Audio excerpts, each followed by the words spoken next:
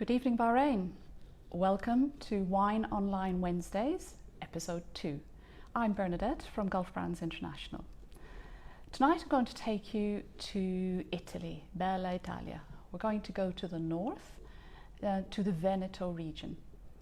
We're going to head up towards Venice, the romantic city of Venice, and we're going to move a little bit inland, and we're going to come to the city of Verona. Now, if you think Venice is romantic, Verona is the ultimate romantic city. This, of course, is the home of Romeo and Juliet. It's also the home of some of the most beautiful wines in the north of Italy.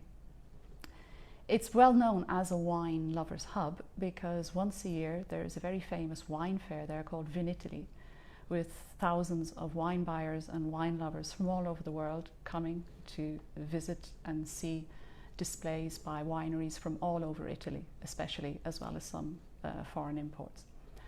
The town of Verona is usually overflowing at that time of year. So when you go there, usually you just cannot get to stay in the city. You end up staying out in the suburbs, and if you're lucky, as I've been for a couple of years, you stay on the banks of Lake Garda, up towards the north of Verona, and that's where we go. And just before you get to Lake Garda, we meet Villa Girardi. This is a really well-established winery in the area.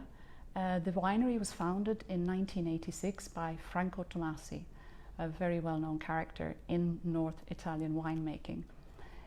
It was his lifelong dream to have this winery, and he's put heart and soul into it in the meantime.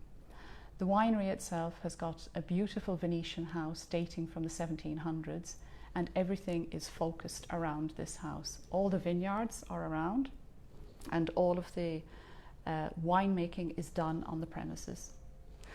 Okay, so if we have a look at the wines we have here for tonight, I've got one white, and I also have two reds. So we're going to start with the white, and it's called Lugana. Okay, so this is the 2018 vintage, so it's nice and fresh. It's called Lugana after the DOC area of where the wine is grown. It's not possible to call it Lugana unless your grapes are grown in this particular area. And this is an unusual wine because of the grape. Now, a lot of people know their wine by the grape. Is it Merlot? Is it Cabernet? And this is interesting because the grape is Trebiano De Lugana. Now, Trebiano is a very popular Italian grape. You might know it as Trebiano d'Abruzzo. That is the most popular type. There's also Trebiano di Soave. So we have Trebiano d'Abruzzo, Trebiano di Soave, Trebiano de Lugano. Three grapes the same? Not quite. A lot of research was done, and it was discovered that Trebiano di Soave, Trebiano d'Abruzzo are actually very, very closely related and almost identical. The distinction is so fine you could call them identical. But when they investigated the Lugana, they discovered it's not the same. It's got a different heritage. And it's very surprising to know that this is, in another guise, Verdicchio. Now, Verdicchio is a grape which grows to the south of Italy, in the Marche region. So what's it doing up here in the north, right on the banks of the Garda? So anyway, let's see how the wine is.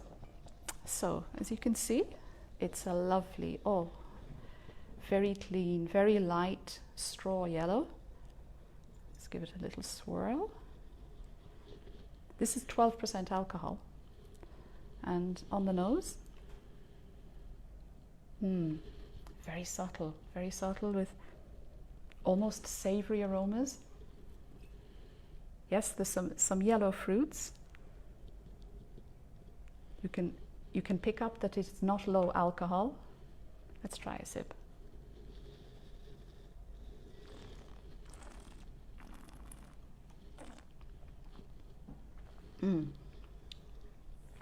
Very mouth-feeling, very elegant.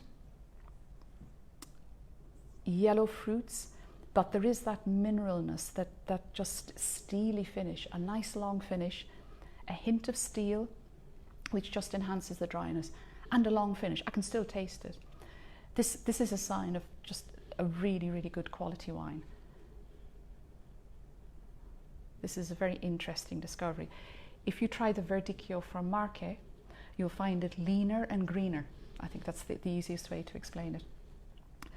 The reason for the minerality coming through in this grape is the clay soils where the grapes are grown on the estate. They also have mineral deposits in them, and that helps with this very, very clean nose and finish.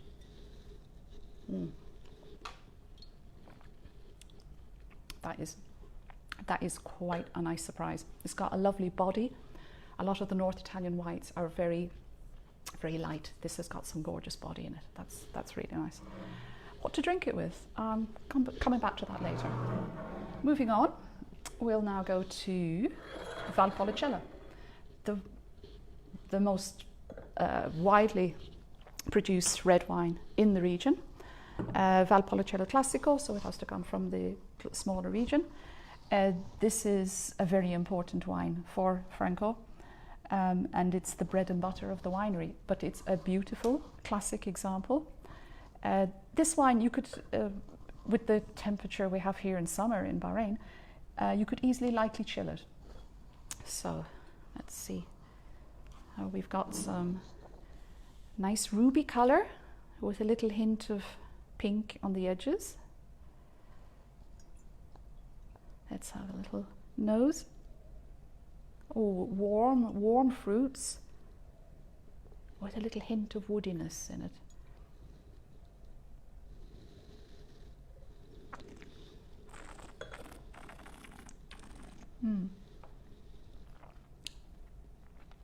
Juiciness with some Valpolicellas. If they haven't been aged properly, you will get a click at the back of your mouth. You feel taut, as if it's pulling you. This is very, very smooth. Again, it's got a nice long finish. 12% alcohol again, so that helps the mouth feel. You can really feel it there. I can get some violets. Yeah, little flowery note as well. That's it.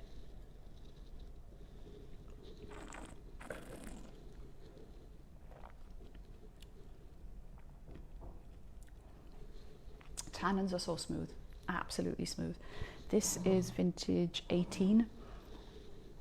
It's young, drinking perfectly now, but you can drink it for another 2 years at least, with keeping this beautiful freshness in the fruit.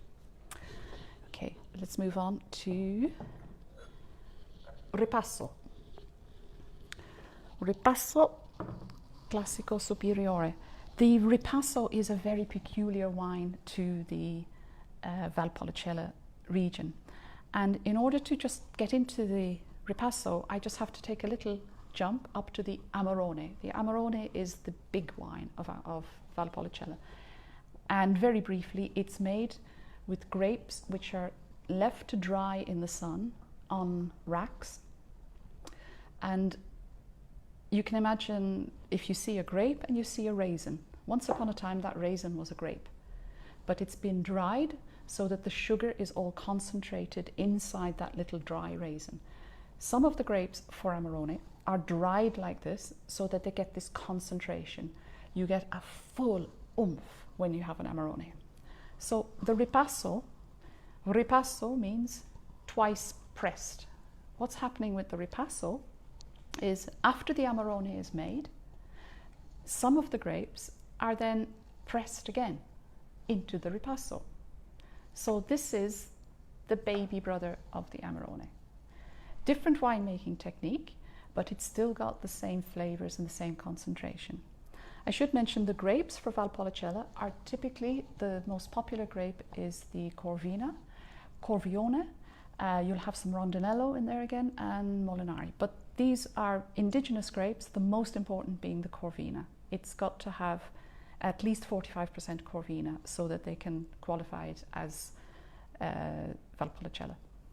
So in varying degrees, usually these 4 grapes are used for blends in order to make Valpolicella. It's up to the winemaker's skill as to how he's going to balance them out. So let's see how the Ripasso is. Oh, I forgot to say. The Ripasso, twice pressed. The easiest way to describe it is you take a humble tea bag. Imagine you've made a cup of tea and somebody walks in and said, but you didn't make the tea for me. Ah, okay.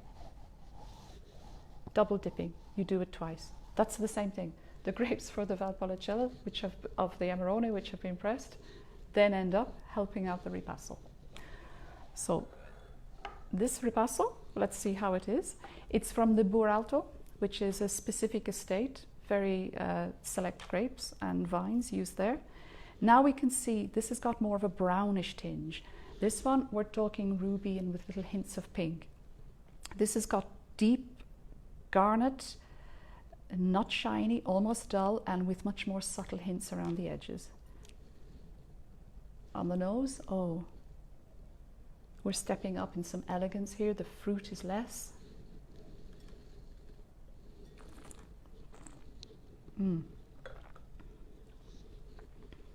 Savory finish.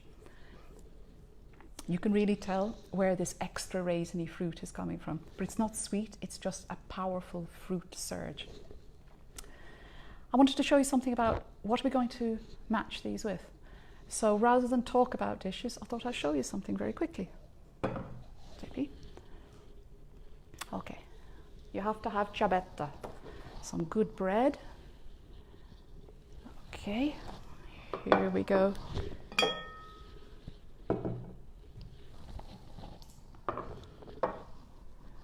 And last but not least, okay, we start the Lugana. What are you going to have with the Lugana? Beautiful, elegant wine. It doesn't need any fancy sauces or anything. Go for a burrata, beautiful cheese. When you cut the burrata, it comes it's called a pouch cheese. Cut it and it will just flow. Lashings of basil, lovely fresh local basil, and go for cherry tomatoes. But go for San Marzano. They are these like lozenge shaped tomatoes, not the round ones. They're sweeter and more intense. Extra virgin olive oil. Ciabatta, olive oil, burrata, tomatoes. Gorgonzola. Let's have some gorgonzola with the Valpolicella Classico. This is the sweet version. You can also find the blue version, which has got a bit more salt and savoury. Either will do. Just scoop it up with lots of celery sticks and water biscuits. And then finally the Ripasso. This can handle more depth, more weight. Here I've just got some Parmesan cheese. You can cut it up in chunks, and the best way with Parmesan cheese as well, shave it. I'm afraid the risotto with porcini and mushrooms isn't ready yet, otherwise we would be shaving some cheese on top of it. Okay, so there you have a lineup. Whoops. So, very interesting wine, the Lugana, which is something you won't find around everywhere. So I think when you do have this wine, you can really appreciate its elegance. A lovely fruity, chirpy Valpolicella, ideal for a little chill, especially in the summer months here in Bahrain.